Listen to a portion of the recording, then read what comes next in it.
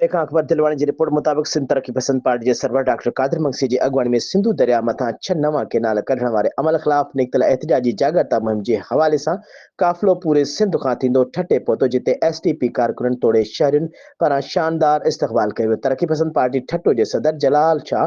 गुलज़ार सूमरो,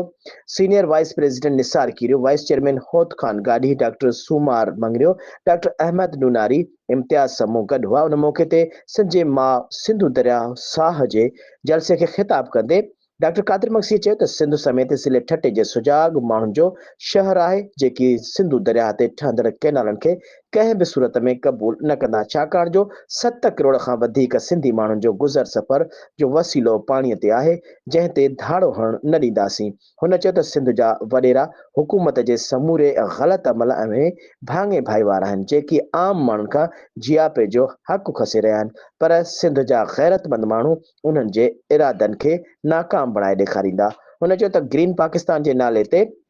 सिंध जे लखे एकड़ ज़रई ज़मीन ख़ासि तौर ते माण्हुनि खे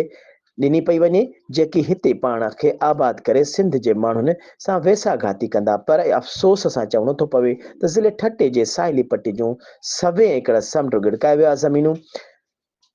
अञा बि जेकॾहिं दरिया ते धाड़ा हणी केनाल ठहंदा त साहिली पट्टी जा ज़िला ठट्टो सजावल जो नालो निशान मिटिजी वेंदो, सिंध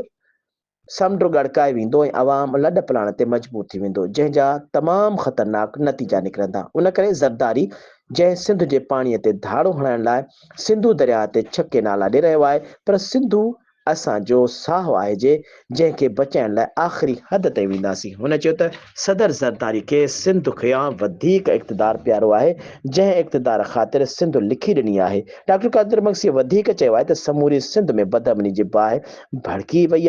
भड़काई वई आहे ऐं उन्हीअ में वॾे वज़ीर मुराद अली शाह ऐं उन्हीअ जा वज़ीर मशीर ऐं सिंध जा वॾेरा मीर ऐं भोतारा बदअमनी पैदा करण जा ज़िम्मेवार आहिनि। 24 फरवरी ते हैदराबाद जो जलसो कयां थो, उन जलसे खे लखे इंसान गॾु करे सिंध जे हुक्मराननि जूं निंड्रूं हराम करे छॾींदुसि। हैदराबाद जे जलसे खां पोइ इस्लामाबाद किरोड़े सिंधी वठी वञी शहबाज शरीफ़ जूं निंड्रूं फिटाईंदुसि।